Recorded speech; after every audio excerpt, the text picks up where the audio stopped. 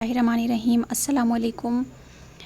आज हम स्टडी करेंगे प्लाज्मा मेम्ब्रेन के बारे में। सो फर्स्ट ऑफ ऑल हम प्लाज्मा मेम्ब्रेन का इंट्रोडक्शन स्टडी करते हैं। प्लाज्मा मेम्ब्रेन और cell membrane is the outer most boundary of the animal cell and inner to the cell wall in plant cell. Plasma membrane जिसको cell membrane भी कहा जाता है, ये आउटर मोस्ट बाउंड्री होती है एनिमल सेल में, जबकि प्लांट सेल में ये सेल वॉल के बाद प्रेजेंट होती है। Cell membrane mainly composed of lipids 20 to 40% and protein 60 to 80%। Cell membrane में लिपिड्स एंड प्रोटीन प्रेजेंट होती हैं एंड लिपिड जो है वो 20 to 40% होती है एंड प्रोटीन जो है वो 60 to 80% प्रेजेंट होती है। The modern technology has revealed that lipid bilayer is not sandwich between two protein layer. Modern technology जो है वो ये ज़ाहिर करती है कि लिपिड बाइलेयर जो है प्लाज्मा मेम्ब्रेन में वो टू प्रोटीन लेयर में सैंडविच नहीं होती। In 1972 Singer and Nicolson proposed a most acceptable model of membrane called fluid mosaic model. 1972 में टू साइंटिस्ट थे जिनका नेम्स था Singer and Nicolsons. In two scientist ने जो है सेल मेम्ब्रेन का एक बहुत एक्सेप्टेबल मॉडल जो है वो दिया था। उस मॉडल का नेम था fluid mosaic model. This model explain that membrane is like a sea of lipids in which protein are floating. Fluid mosaic model के मुताबिक सेल मेम्ब्रेन जो है वो लिपिड्स का एक समंदर है एंड जिसमें जो है प्रोटीन मॉलिक्यूल्स फ्लोट करते हैं, यानी कि तैरते हैं। अब यहाँ पे आप लोगों को स्ट्रक्चर दिखाया गया है प्लाज्मा मेम्ब्रेन का। प्लाज्मा मेम्ब्रेन जो है वो लिपिड की टू लेयर्स पर मुश्तमिल होती है, जिसको लिपिड बाइलेयर बोलते हैं एंड लिपिड की टू लेयर्स में जो है कुछ प्रोटीन मॉलिक्यूल्स भी होती हैं। अब प्रोटीन्स जो है वो टू टाइप्स की होती हैं। एक होती है इंट्रिंसिक प्रोटीन जो कि जो है अंदर की तरफ प्रेजेंट होती है, जबकि एक होती है एक्सट्रिंसिक प्रोटीन जो कि जो है सेल मेम्ब्रेन की सरफेस पे या पेरिफेरी पे मौजूद होती है। उसके अलावा सेल मेम्ब्रेन में कुछ कार्बोहाइड्रेट्स भी प्रेजेंट होती हैं। कार्बोहाइड्रेट जो है लेस अमाउंट में प्रेजेंट होती हैं और कार्बोहाइड्रेट जो है हमेशा जो है किसी दूसरे मॉलिक्यूल के साथ कंबाइन हो जाती हैं और ग्लाइकोलिपिड्स एंड ग्लाइकोप्रोटीन बनाती हैं। तो इस तरह से जो है प्लाज्मा मेम्ब्रेन का स्ट्रक्चर होता है। अब हम स्टडी करते हैं role of plasma membrane. Plasma membrane is the dynamic structure only about 7 nanometer wide, but it is present barrier to the movement of ions and molecules, particularly polar molecules such as glucose and amino acid, which are repelled by non-polar lipids. This prevents the aqueous content of the cell from escaping. अब plasma membrane जो है ये एक dynamic structure होता है, मतलब कि flexible होता है एंड इसका जो डायमीटर है वो 7 नैनोमीटर होता है एंड प्लाज्मा मेम्ब्रेन जो है ये एक बैरियर होता है डिफरेंट आयंस एंड मॉलिक्यूल्स की मूवमेंट के लिए। ये एक बैरियर है एंड ख़ास तौर पर जो पोलर मॉलिक्यूल होते हैं जो कि वाटर सॉल्युबल होते हैं, तो उन मॉलिक्यूल्स के लिए ये एक बैरियर की तरह जो है सेल मेम्ब्रेन एक्ट करती है। उसके अलावा कुछ और मॉलिक्यूल्स हैं जैसे कि ग्लूकोज एंड अमाइनो एसिड, इनको जो है प्लाज्मा मेम्ब्रेन जो है रिपेल करती है क्योंकि ये नॉन पोलर होते हैं, क्योंकि ये वाटर में सॉल्युबल नहीं होते। इस तरह से जो सेल मेम्ब्रेन जो है वो सेल के अंदर का जितना भी कंटेंट होता है, मटेरियल होता है, उसको बाहर निकलने से रोकती है। इस तरह से ये सेल को एक तरह से प्रोटेक्शन भी प्रोवाइड करती है। नेक्स्ट है however transport or maintain across the membrane must still occur for a number of reasons. For example, to obtain nutrients, to excrete waste substances, to secrete useful substances, to maintain a suitable pH and ionic concentration within a cell for enzyme activity. इसके अलावा cell membrane जो है वो different materials की transport को भी maintain करती है, यानी जिन सब्सटेंसेस की सेल को ज़रूरत नहीं होती वो सेल मेम्ब्रेन जो है वो उनको जो है उन सब्सटेंसेस को बाहर निकाल देती है सेल से, और वो सब्सटेंसेस जो सेल के लिए यूज़फुल होती हैं तो वो सब्सटेंसेस जो है उनको सेल मेम्ब्रेन जो है वो सेल के अंदर अलाउ करती है। इसके अलावा सेल मेम्ब्रेन के और भी इम्पॉर्टेंट रोल होते हैं। ये जो है सेल को न्यूट्रिएंट प्रोवाइड करने में हेल्प करती है और वेस्ट सब्सटेंसेस जैसे कि यूरिया, यूरिक एसिड वगैरह होते हैं उनको भी सेल से एक्सक्रीट करने में हेल्प करती है, और ये जो है useful substances like hormones and enzyme इनको भी सीक्रेट करने में जो है हेल्प प्रोवाइड करती है।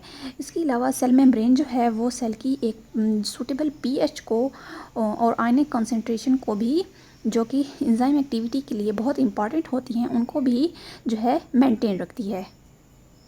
अब हम सेल मेम्ब्रेन में जो प्रोटीन प्रेजेंट होती हैं उन प्रोटीन का रोल स्टडी करते हैं। The proteins are not arranged in sheet but as globs of protein which are floating about in the sea of lipids molecule.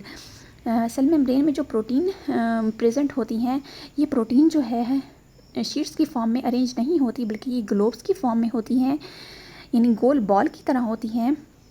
और ये जो है लिपिड्स का जो समंदर होता है, यानी सेल मेम्ब्रेन में जो बहुत ज़्यादा लिपिड्स प्रेजेंट होती हैं, उन लिपिड्स में जो है ये प्रोटीन जो है फ्लोट कर रही होती हैं, यानी वहाँ पे जो है ये प्रेजेंट होती हैं।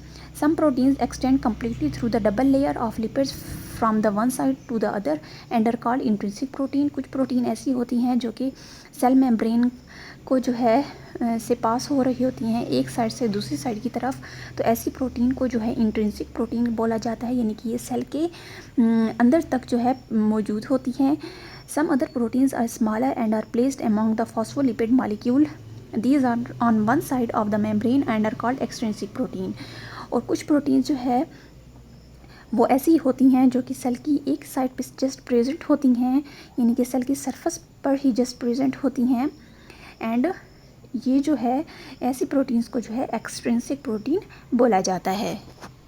अब हम स्टडी करते हैं ग्लाइकोलिपिड्स एंड ग्लाइकोप्रोटीन के रोल को। Lipid, protein and carbohydrate are responsible for functional diversity of the membrane. Cell membrane में जो lipids, protein and carbohydrate present होते हैं, ये सेल मेम्ब्रेन की फंक्शन डाइवर्सिटी को जो है के लिए ये रिस्पॉन्सिबल होते हैं। Lipid bilayer make the membrane differentially permeable barrier that allow the transport of non-polar material across it and prevent ionic material. Lipid bilayer जो है, जो कि सेल मेम्ब्रेन में मौजूद होती हैं, तो ये लिपिड्स की दो लेयर्स जो होती हैं ये डिफरेंशियली परमिएबल बैरियर की तरह एक्ट करती हैं और नॉन पोलर मटेरियल्स को जो है अलाउ नहीं करती, यानी उनके ख़िलाफ़ जो है ये एक बैरियर की तरह एक्ट करती है cell membrane, and ionic material को भी ये सेल के अंदर आने से प्रिवेंट करती है। Membrane proteins on the other hand make it selectively permeable barrier that select the material according to the cell need. उसके अलावा सेल मेम्ब्रेन में जो प्रोटीन्स प्रेजेंट होती हैं वो सेल मेम्ब्रेन को एक सेलेक्टिवली परमिएबल मेम्ब्रेन बनाती हैं, यानी कि सेलेक्टिवली परमिएबल का मतलब ये है कि वो मेम्ब्रेन ऐसे सब्सटेंसेस जिनकी हेल्प सेल को नीड होती है या ज़रूरत होती है उनको जो है ये अंदर आने देती है सेल मेम्ब्रेन, एंड जिन सब्सटेंसेस की नीड नहीं होती तो ऐसे सब्सटेंसेस को जो है सेल मेम्ब्रेन जो है वो सेल से बाहर जो है वो ले आती है।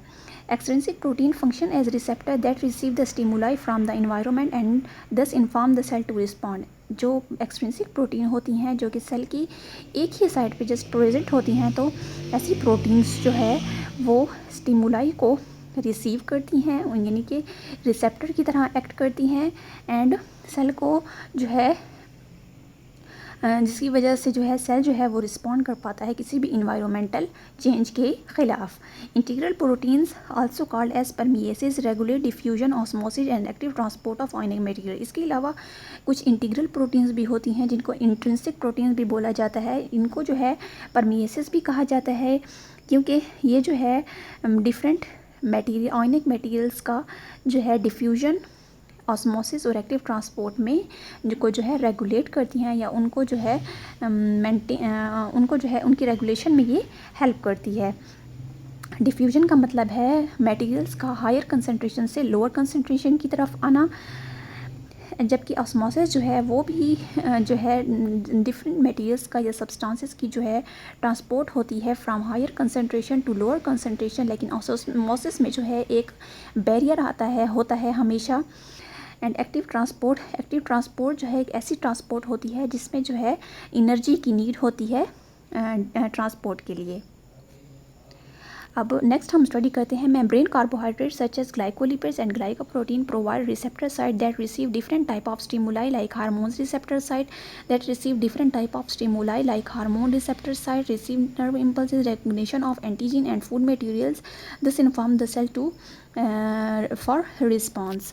जो सेल मेम्ब्रेन होती है इसमें जो कार्बोहाइड्रेट्स प्रेजेंट होती हैं वो हमेशा लिपिड्स या प्रोटीन के साथ कंबाइन होकर ग्लाइकोलिपिड्स या ग्लाइकोप्रोटीन बनाती हैं एंड ये जो है रिसेप्टर साइट की तरह एक्ट करती हैं डिफरेंट स्टिमुलाई के लिए। स्टिमुलाई का मतलब है एनी चेंज। तो इस तरह से जो है ये एक रिसेप्टर साइट की तरह एक्ट करते हैं।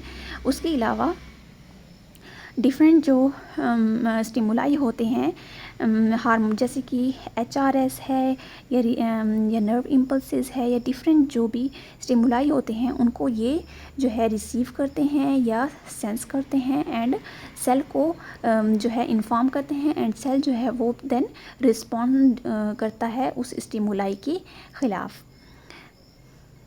Membrane carbohydrate are also responsible for endocytosis, that is phagocytosis and pinocytosis. Cell membrane में जो कार्बोहाइड्रेट्स प्रेजेंट होती हैं ये रिस्पॉन्सिबल होती हैं एंडोसाइटोसिस के लिए। एंडोसाइटोसिस जो है वो दो तरह की होती है, एक होती है फैगोसाइटोसिस एंड एक होती है पिनोसाइटोसिस। फैगोसाइटोसिस का मतलब है eating of cell and pinocytosis जो है वो ड्रिंकिंग ऑफ द सेल होता है।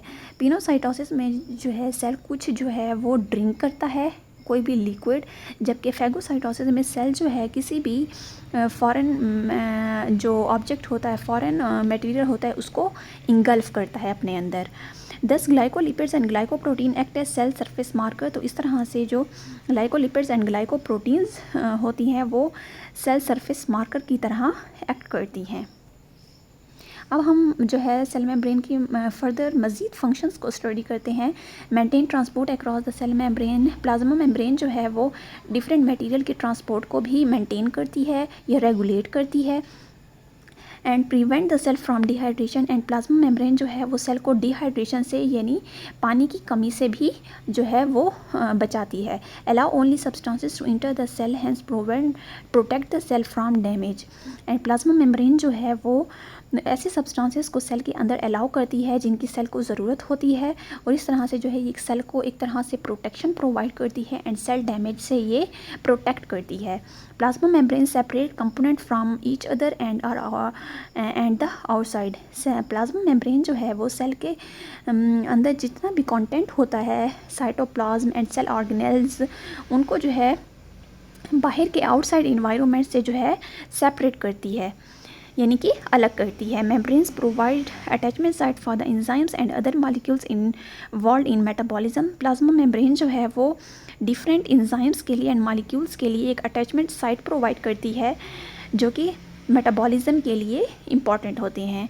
तो इस तरह से जो है सेल मेम्ब्रेन के जो है कुछ अहम फंक्शन होते हैं और इस तरह से जो है सेल मेम्ब्रेन जो है वो अपना जो है काम करती है।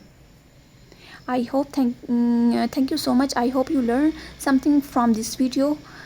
If you like this video, then please subscribe this channel. Allah Hafiz.